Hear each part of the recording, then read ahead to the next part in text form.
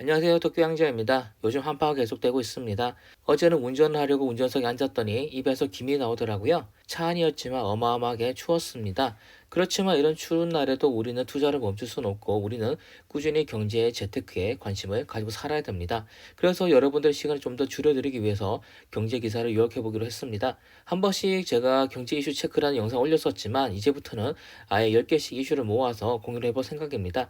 매일같이 기사를 체크를 하고 10개 정도 모이면 간략하게 서머리를 해드리겠습니다.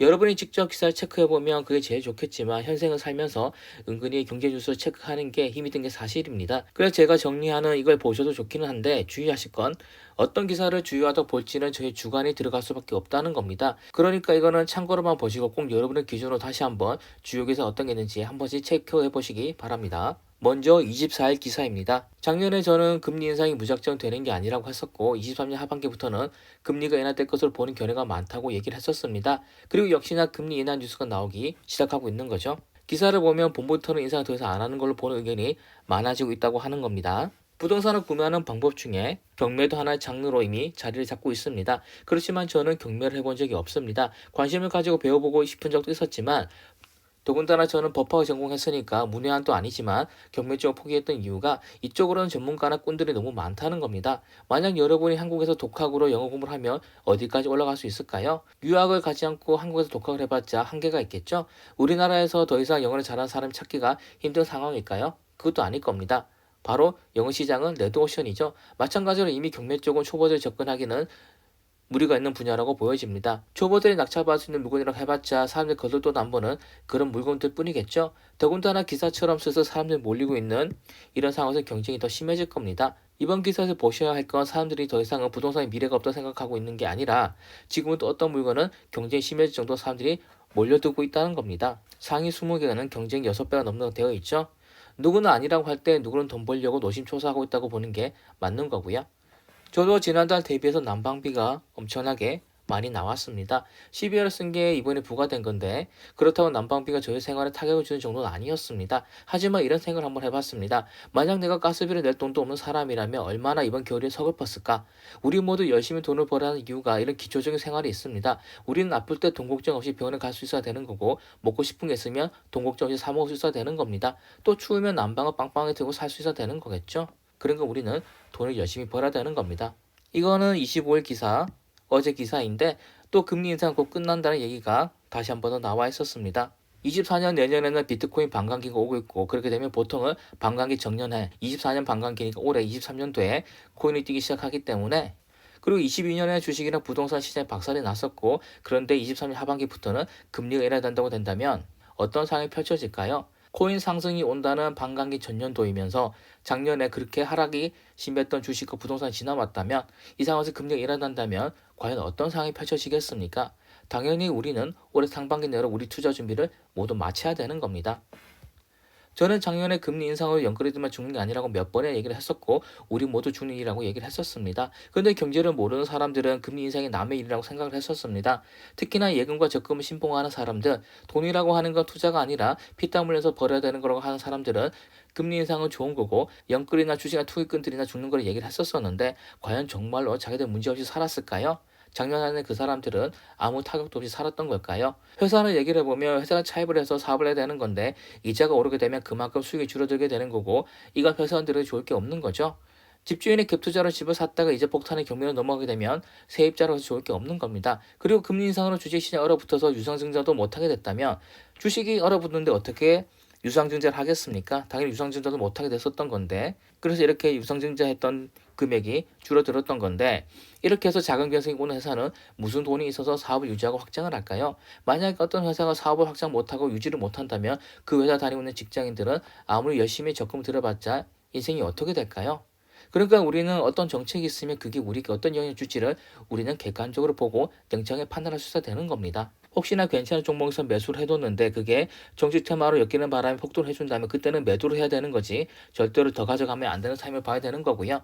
혹시나 이런 기사를 보고 안랩을 들어갈지 생각 중이시라면 절대로 저는 말리고 싶습니다. 이 종목부터 해서 매번 선거 때마다 등락을 심하게 하는 종목들이 몇 가지가 있는데 아예 쳐다도 안 보는 게 자산을 지키는 안전한 방법입니다. 21년도까지 부동산 폭등이 이어지면서 경기도 외곽도 엄청나게 올랐는데 정말 이해가 안 가는 게 GTX 호재라는 겁니다. GTX라고 하는 게 여자 편성이 자주 오는 기차도 아니었고 요금이 싼 것도 아니고 또 금방 뚝딱 완공할 수 있는 것도 아니었는데 GTX역이 생기는 곳이란 이유만으로 엄청나게 폭등한 곳들이 있었고 당연히 작년 하락장에 그런 것들 먼저 거품이 심하게 박살 났었습니다.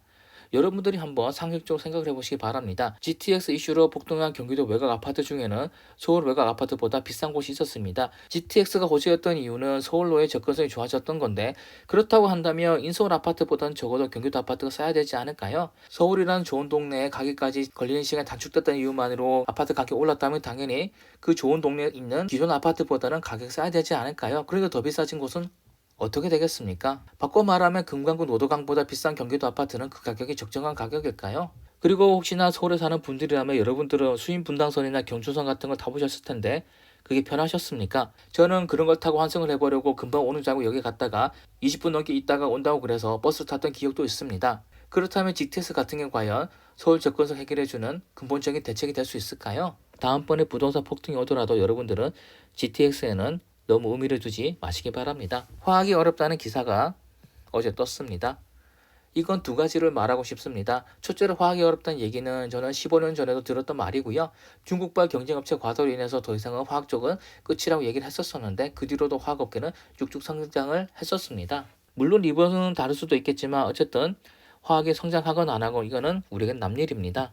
왜냐하면 우리는 C-수십부터 해서 앞으로 쭉쭉 성장할 업종에 투자할 사람들이기 때문입니다. 그러니까 기존 업종의 경쟁이 심하건 말건 그건 우리가 알 바가 아니라는 거죠. 요새 부동산 쪽으로 이슈 중에 하나가 특례 보금자리론인데 이게 무용론이 나왔었습니다. 최저금리를 받기에는 하늘의 별 따기 정도였고 최저금리를 받지 못하면 시중금리 큰 차이가 없어서 무용론이 나왔던 건데 그래서 정부는 금리 더 내리고 했다는 기사가 26일 오늘 떴습니다. 며칠 전에는 기준금리가 올라도 시중대출금리 낮추라는 당국의 지시가 있었었죠.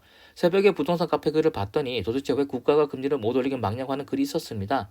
여러분은 어떻게 생각을 하십니까? 금리가 오르니까 너도나도 이제 저금리 끝이야 라고 떠들고 그런데 정부가 나서니까 왜 그러냐고 하는 그런 사람들이 이해가 되시는 겁니까? 아니면 금리가 급등할 때 금리 인하를 대비하는 선제적 투자를 하는 게 맞다고 보시는 겁니까?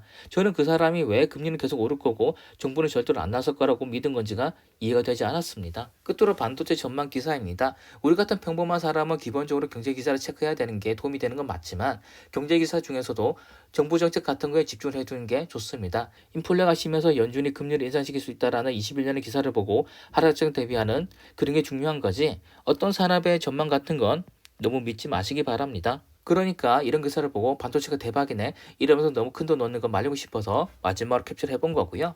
이상으로 24일부터 해서 최근의 경제 기사 10개를 소개를 해봤습니다.